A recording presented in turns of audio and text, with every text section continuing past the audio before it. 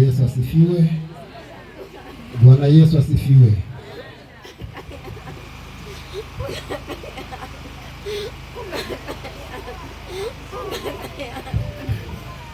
Asante, nimesimama hapa, mimi ni mjumbe wa kanisa.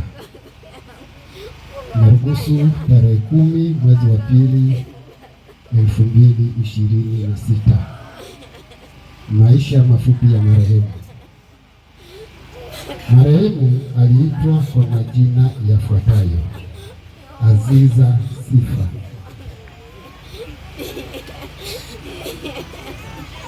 Zaina Sifa, wa jamaa la Bafuliru, ukoo wa Banakyoyo. Wazazi wa marehemu: baba aliitwa kwa jina la Zanzo wa ukoo wa Banakyoyo.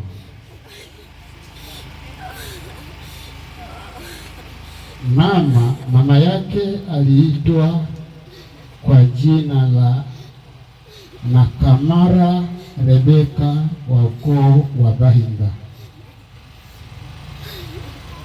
Kuzaliwa: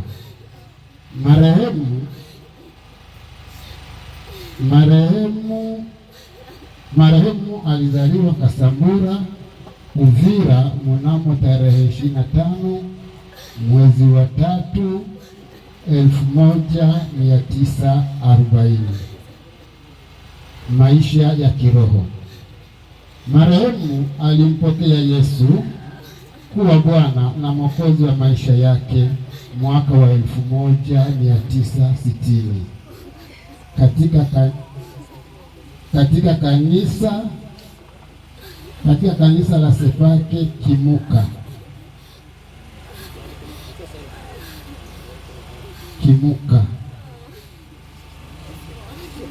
Alipofika hapa kambini, aliendelea kushiriki kanisa hilo. Kanisa hili la Pentekoste hapa kambini tulimpokea mama huyu katika mwaka wa 2017. Kifo: baada ya magonjwa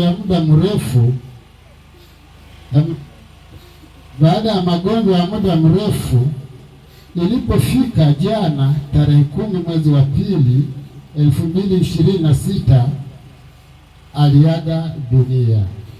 Sisi kanisa tunamtakia mapumziko mema peponi. Amina.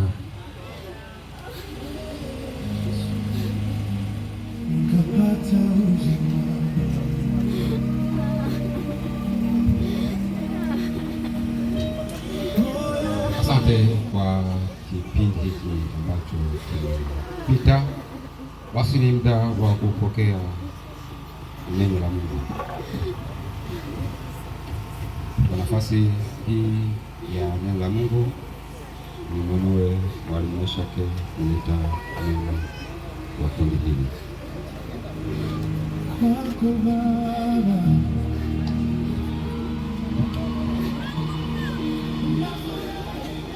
Amana ombe na obulabi olangolo le malokendo lwankene obe akalobwe ta olimlanga nsengo lombola ewe bila obe mwana olombolewe mwana ombe angibo.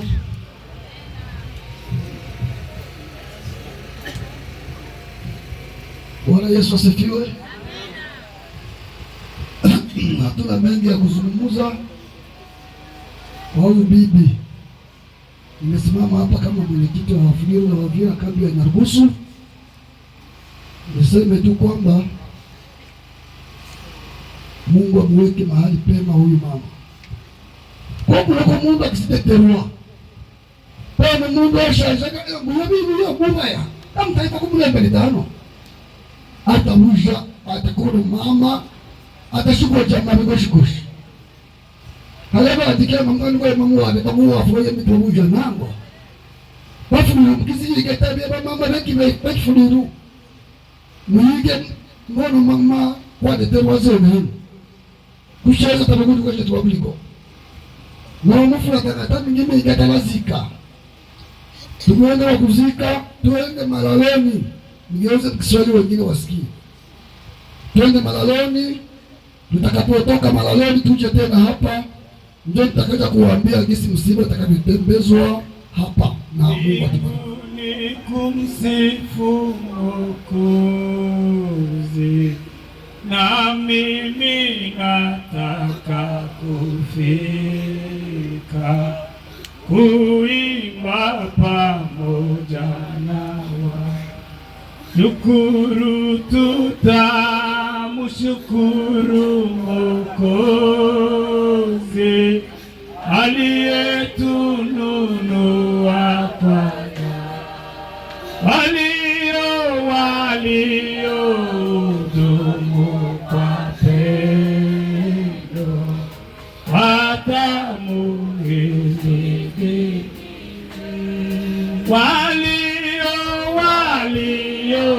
Waliohudumu kwa pendo watamuhimidi.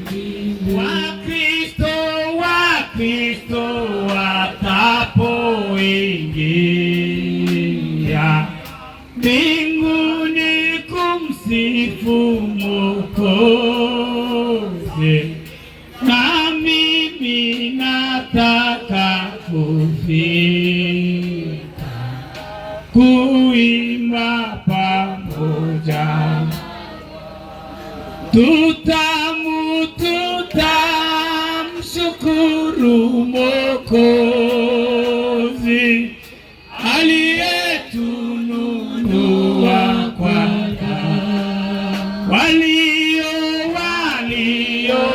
waliohudumu kwa pendo. Mtakatifu uliyeziumba mbingu na nchi, heshima utukufu vikurudi Bwana kwa kutujalia neema hii kubwa kuwapa siku ya mwisho ya mama yetu. Sifa zikurudi, utukufu ni wako milele. Tuko mbele ya mkutano tukitaka kuzungumza maneno yako. Unitumie kama chombo chako, acha mimi nipotee, wewe uonekane. Yaliyoamua shetani ashindwe mahali hapa, bali mbingu zitawale na kutamalaki, ni katika jina la Yesu. Amen. Tulione neno fupi kwenye kitabu cha Wathesalonike wa kwanza.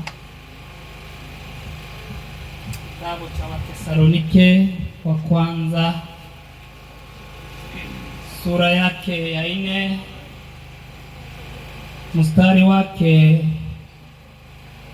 wa 13. Wathesalonike wa kwanza sura ya 4 mstari wake wa 13. Tunasoma katika jina la Bwana. Ndugu, twataka mjue ukweli kuhusu wale ambao wamekwisha fariki dunia, ili msipatwe na huzuni kama watu wengine wasio na matumaini. Sisi tunaamini ya kwamba Yesu alikufa akafufuka, na hivyo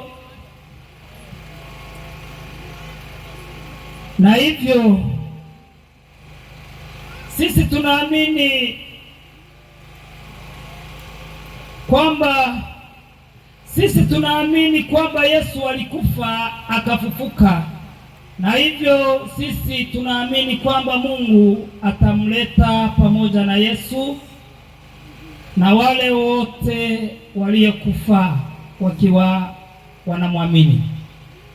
Hili tunalowaambia ni fundisho la Bwana, kwamba sisi tulio hai ambao tutakuwa tumebaki wakati Bwana atakapokuja, hakika hatutawatangulia wale waliokwisha fariki dunia.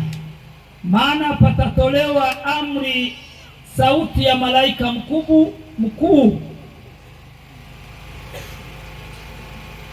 mkuu, sauti ya tarumbeta ya Mungu, naye Bwana mwenyewe atashuka kutoka mbinguni.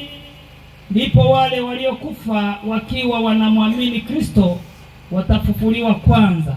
Kisha nasi tulio hai wakati huo tutakusanywa pamoja nao katika mawingu kumulaki Bwana hewani, na hivyo tutakuwa daima pamoja na Bwana.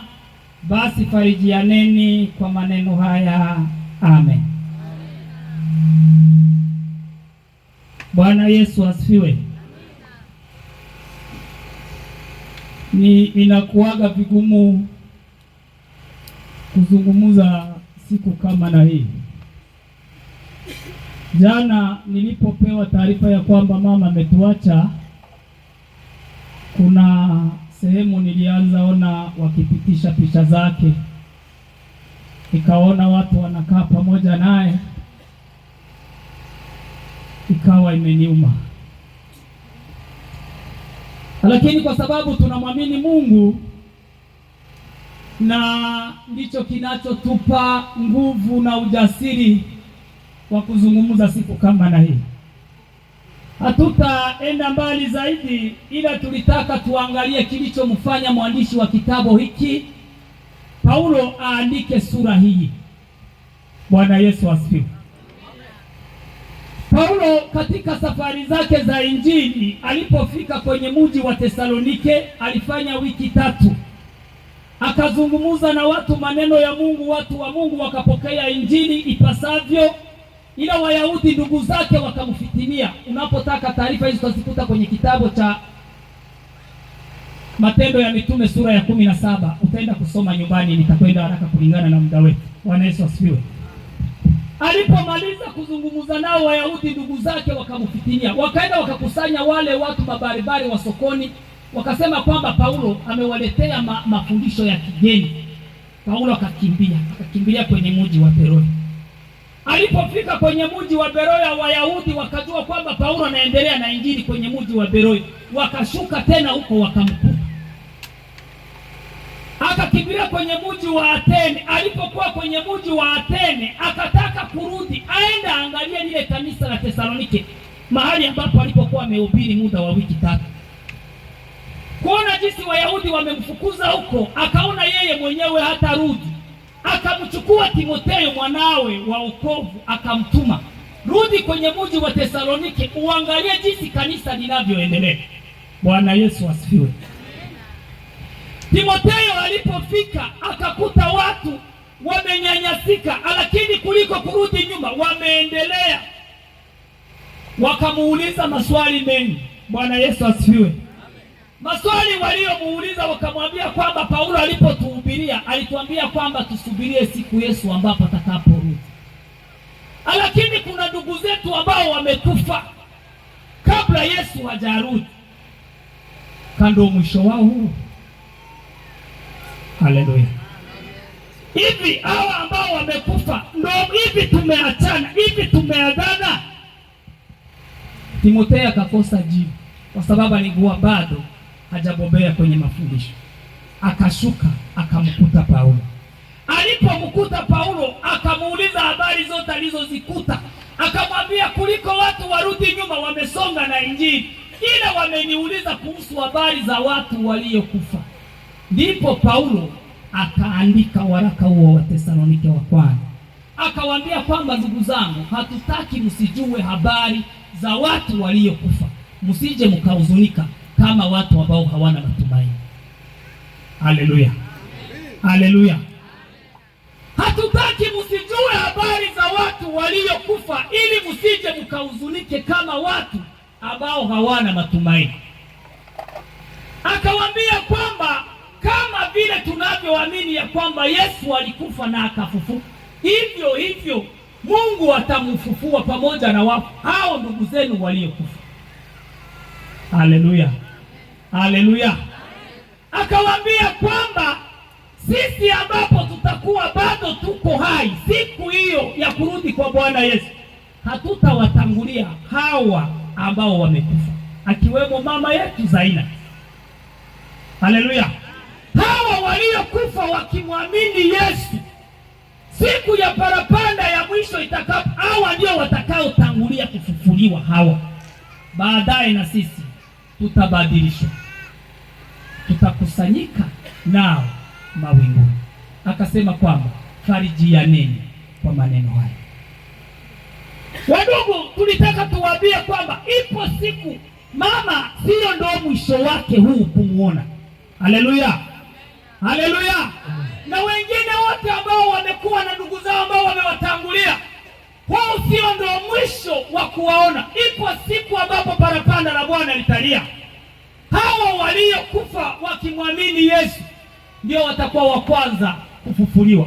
Nasi ambapo tutakuwa bado tungali hai, tutabadilishwa, tutanyakuliwa pamoja nao mawinguni.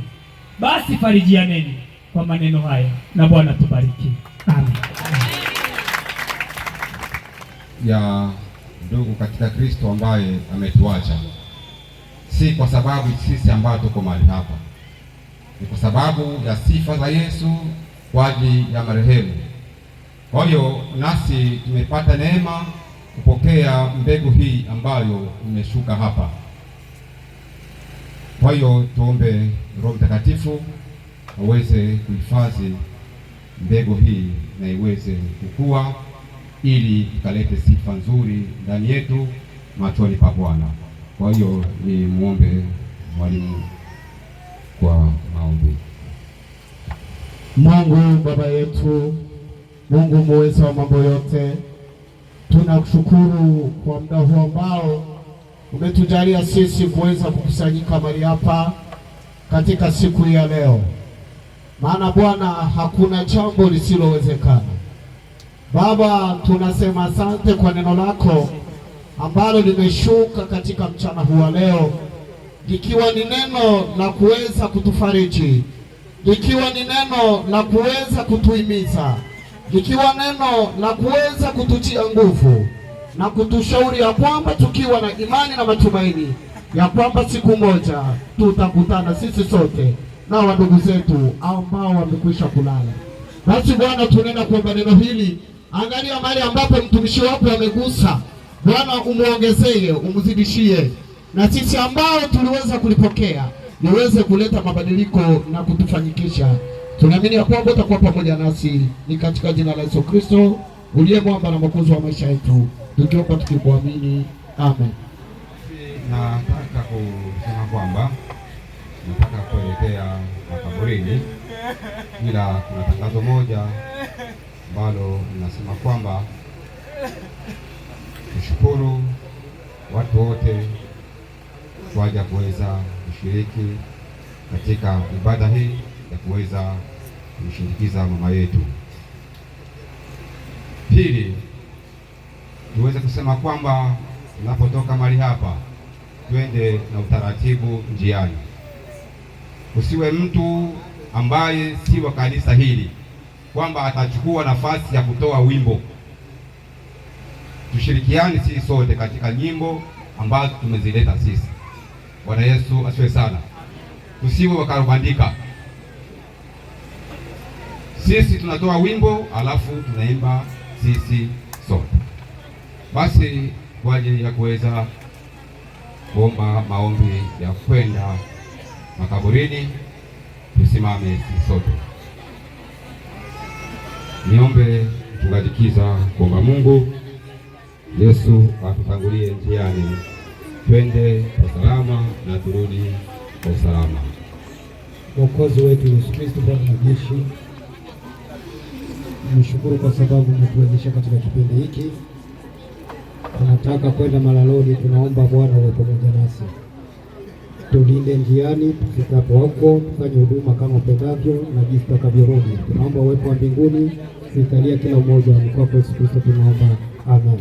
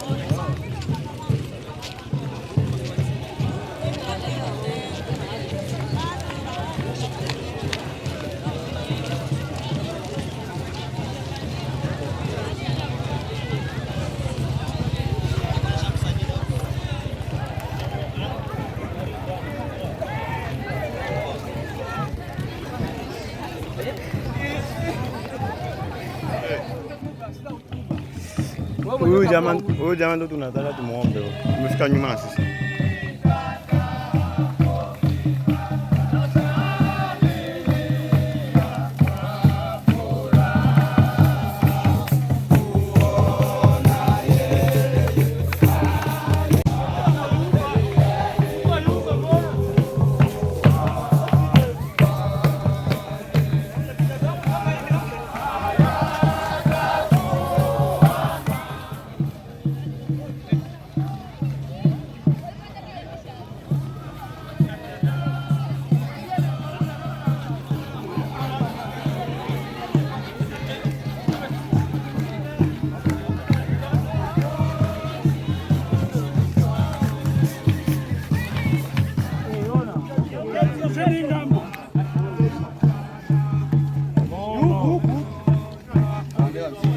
Nisaidie hapo.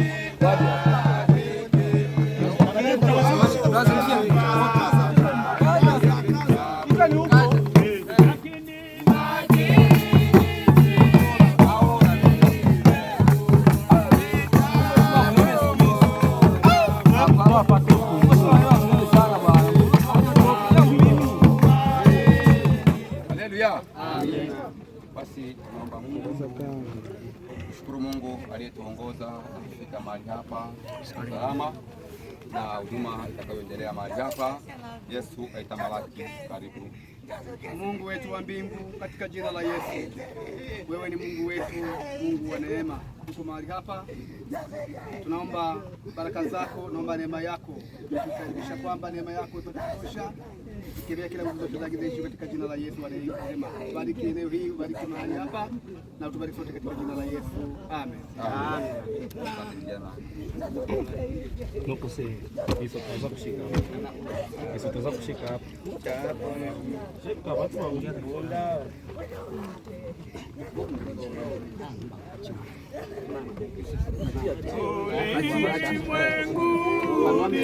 Kisha kishuhuda hapo.